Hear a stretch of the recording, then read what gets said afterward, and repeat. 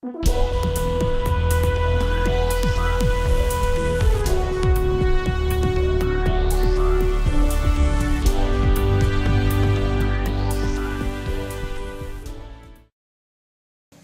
reputation is what people say about you behind your back. It's what people say about you when you're not in the room. And it's absolutely crucial that not only you maintain a good reputation, but that you monitor your reputation. You see how your reputation is looking. All sorts of tools that you can use to do this, obviously.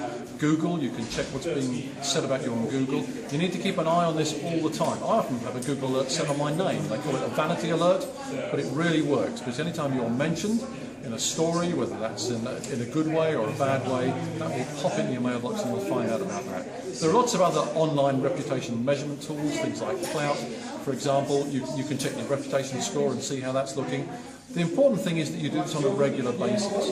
People who look at their reputation regularly know what they can do about it. You can't necessarily get rid of something that somebody says about you which is detrimental, although it depends where it is. On some occasions, you could, for example, if you were a restaurant and you were on TripAdvisor and somebody made a bad review and it was clearly malicious, you could talk to them and have that taken away. The really crucial thing is to monitor all the time. Be aware of what your reputation is online and offline as well, and take action to do something about that if it's unjustified. But of course, the best way of all to maintain a good reputation is to do good things all the time. Growth. I think there's really three things that businesses need to sort out in their minds about what they're going to do with growing their business. Number one is strategy, which is where the heck are we going? What does success look like? How are we going to get? What's the competition doing? What does the customer really want? But I think that the customer really wants is the key thing. The second thing is marketing. So number one, strategy. Where the heck are we going? Number two is marketing, which is who are our customers, why should they buy from us, how can we get them to buy from us, how can we get them to buy more from us, and more importantly, what is their problem, hurt, need, itch, scratch that we can actually sort out. So one is strategy, two is marketing, and three for me is teams. By teams I mean not just your own team, but in terms of collaboration with other people. So my question is always with teams, why can't we get on better? Why don't we get on better? And if we can get on better and we can relate to each other in a better way, then we're going to do well. So obsessions of successful businesses as we go in to start growing is one, strategy, two, marketing and team. And bonuses, two more bonuses for you. One is taking on external advice. I can't do it all myself. I need other people to do it.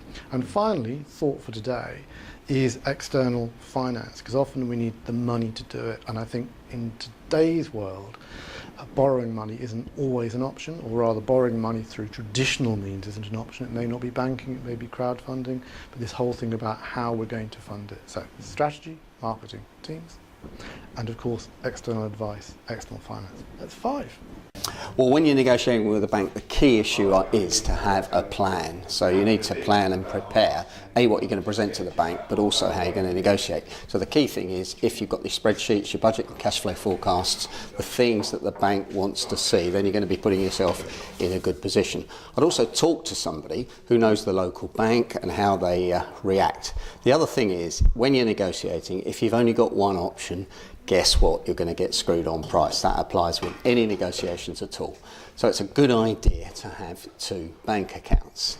Now, whether you take one seriously or not, it doesn't matter. So, for example, I have an account with Barclays and I've got a dormant-ish account with Santander. That gives me 2 options. So I can wind the Santander bank manager up if I'm not going to get what I want from Barclays. I can't change my internet banking. Barclays know that. That would be too much hassle. But on the other hand, to have another option to go to makes the negotiations much easier. So generally I'd recommend you have 3 options, 3 banks to go to, but 2's enough, 2 plus a financial advisor, somebody who helps you. And then when you go to the bank, you can say, well, I'm talking to you and I'm talking to somebody else. What deal can you do? That keeps people sharp, and you've got to keep people sharp in negotiation. The next thing I'd say is build rapport with the bank manager. Now, we don't really have bank managers these days. Sometimes it's a 25-year-old that looks 15, but we can't help that. And I was a bank manager myself, so I'm not being funny. Sometimes they don't know what they're doing. If they don't know what they're doing, then help them to get things through, because they've got to get it approved by the system, by the credit scoring, or by their head office. So as much as you can help them build rapport, swap mobile phone numbers, etc., and have a great relationship. And then when they put the proposition up to HQ or whatever, help them with that, and if they come back with silly questions, answer them straight away, and just show people you really know what you're doing. So when you're negotiating with a bank or anybody else, you need 3 options. In a bank it may be 2, so that they're in competition. Number 2, build rapport with the person that's trying to get it agreed. And number 3, make sure you're always available to help them and show them that you really know what you're doing. I thought I'd just brief you very quickly on a current client of mine who's had an approach from a prospective acquirer. And as a result of this approach, he's asked me to help him go through the process of packaging up the information and getting him ready for sale. The very first problem I had with him was when he sent me his management accounts, which included last year's comparative numbers. And he'd also sent me the statutory accounts for the previous year. The numbers don't agree. Not only are the statutory accounts showing a much smaller profit than his management accounts, which sometimes you can understand that, but they disagree on almost every line.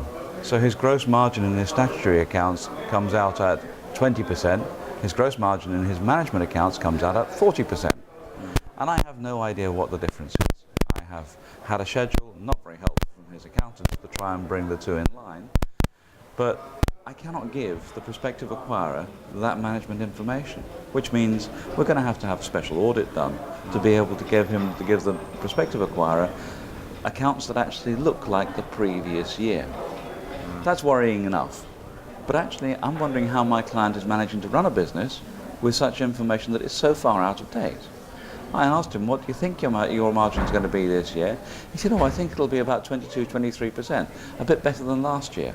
But he's got management accounts telling him it's 40%. So I don't know what he's playing at. I don't know how he runs a business doing that. Your management information is vital to the success of your business. Get it right. Take the time to get your systems in place.